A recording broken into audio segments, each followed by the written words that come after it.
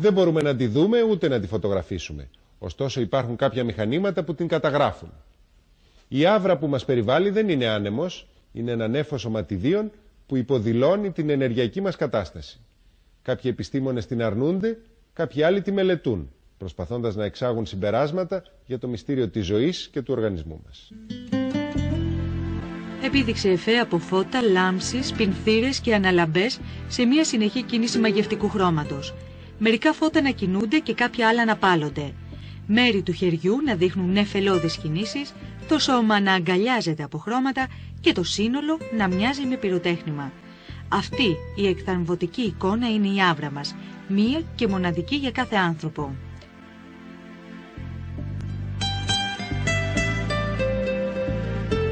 Η άβρα στην ουσία είναι μια εκπομπή από το ανθρώπινο σώμα, η οποία εμφανίζεται για το γεγονός ότι ο άνθρωπος έχει δύο υποστάσεις, τόσο την υλική όσο και την ενεργειακή. Έτσι λοιπόν η αλληλεπίδραση αυτής της ενεργειακής και της υλικής υπόστασής του παράγει μια εκπομπή την οποία ονομάζουμε άβρα. Από αρχαιοτά των χρόνων ο άνθρωπος και όχι μόνο, όλα τα ζωντανά πλάσματα έχουν την ικανότητα να μπορούν να βλέπουν αυτή την ακτινοβολία που εκπέμπει ένας ζωντανός οργανισμός. Τα φυτά, τα ζώα και τα μικρά παιδιά μπορούν και την ξεχωρίζουν αμέσως. Ο ενήλικας, λόγω του ότι έχει περισχύσει στην εποχή μας η λογική, έχει χάσει αρκετά από αυτά τα αβαντάζ, αυτά τα πλεονεκτήματα που μας έχει υπερκήσει ο Θεός και η φύση μας, και έτσι σήμερα χρειάζεται μια ειδική εξάσκηση για να μπορέσουμε να ξαναδούμε αυτή την ακτινοβολία, την άβρα που εκπέμπει ένας οργανισμός. Άλλοι το ονομάζουν άβρα, άλλοι πάλι ενέργεια. Όπως και αν το βαφτίσουμε, γεγονός είναι πάντως ότι τόσο τα έμψυχα όσο και τα άψυχα κουβαλούν μέσα τους μια ζωτική δύναμη.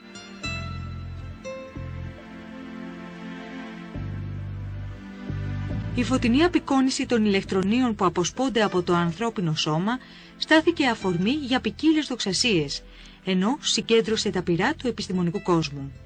Ακόμα και οι άνθρωποι που ασχολούνται επιστητώς με το φαινόμενο της άβρας διατυπώνουν συχνά αντικρουόμενες απόψεις και χρησιμοποιούν διαφορετικές συσκευές εντοπισμού της. Έτσι, από τη μία πλευρά στέκονται όσοι χρησιμοποιούν τη μηχανή Kirlian.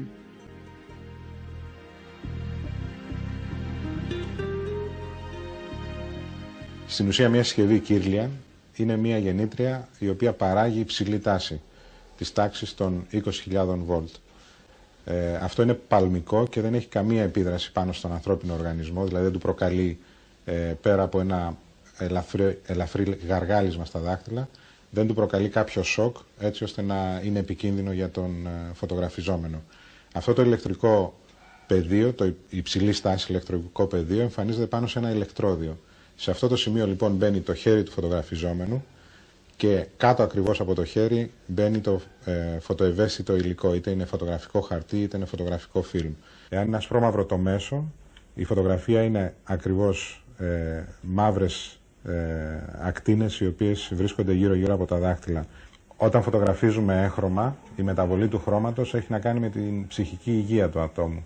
Έτσι λοιπόν, αν παράδειγμα το φιλμ αυτό μας δώσει μια γαλάζια εικόνα σε μια κατάσταση ψυχικής ισορροπίας, όταν το άτομο στρεσαριστεί ή μεταβληθεί ακριβώς η ψυχική του ισορροπία, η μεταβολή αυτή θα έχει μια τάση να πάει προς το κόκκινο.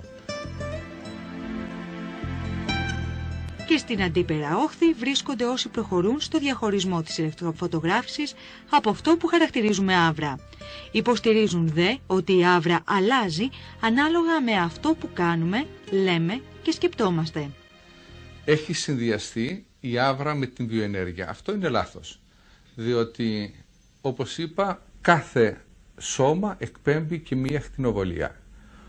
Ένας ζωντανός οργανισμός, μαζί με αυτή την ακτινοβολία που εκπέμπουν όλα τα σώματα, εκπέμπει και μία διαφορετική ενέργεια, αυτή που ονομάζουμε ζώσα μορφής ενέργειας, βιοενέργεια, που μέσα από αυτή την ενέργεια μπορούμε να δούμε και να ξεχωρίσουμε και ορισμένα άλλα πλεονεκτήματα που μπορεί να έχει ο άνθρωπος, όπως ψυχικές ιδιαιτερότητες, βιοενεργειακές ικανότητες κλπ.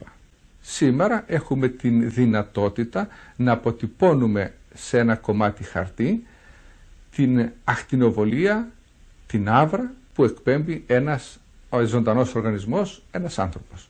Η συσκευή της αυροφωτογράφησης είναι μια ειδική συσκευή που μπορούμε και απεικονίζουμε αυτή την άβρα που εκπέμπει ένα σώμα.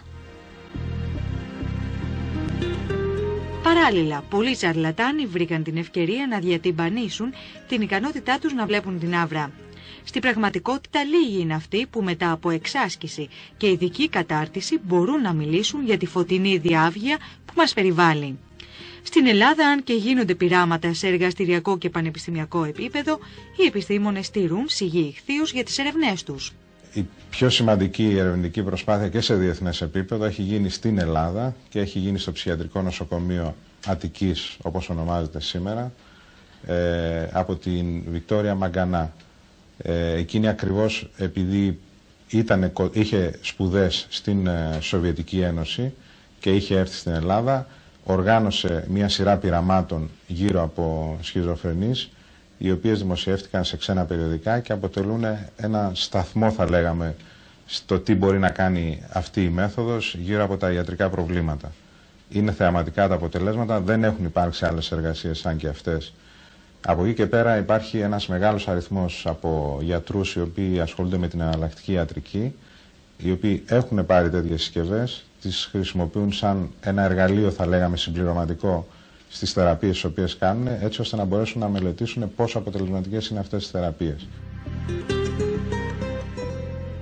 Οι λιγοστοί άνθρωποι που ασχολούνται με την άβρα επιδιώκουν την πλήρη αποσύνδεσή της από τη μεταφυσική και τα θεραπευτικά συστήματα μετάδοσης ζωτικής ενέργειας όπως το Ρέικι.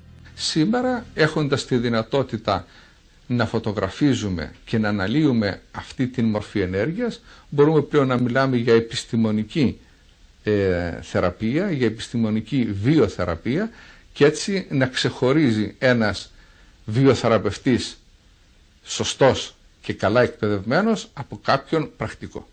Ο κάθε ένας έδωσε τη δική του ερμηνεία ή παρέκλεινε, να το πούμε έτσι, από το καθαρά επιστημονικό στοιχείο και τους κανόνες στους οποίους έπρεπε να τηρεί για να βγάλει μια φωτογραφία Kirlian, και έτσι λοιπόν φτιάχτηκαν διάφοροι μέθοδοι οι οποίοι πιστεύουν ότι καταγράφουν την άβρα, την ανθρώπινη άβρα.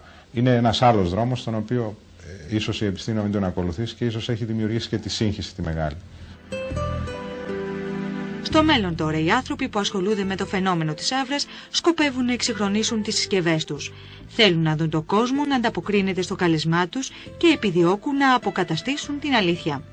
Παράλληλα η ιατρική, η φαρμακολογία, η βιολογία, η φυτοπαθολογία και άλλες επιστήμες πραγματοποιούν έρευνες για την έγκαιρη διάγνωση του καρκίνου και τη διάγνωση της ρευματοειδούς αρθρίτιδας με τη βοήθεια της φωτογραφίας της άβρας.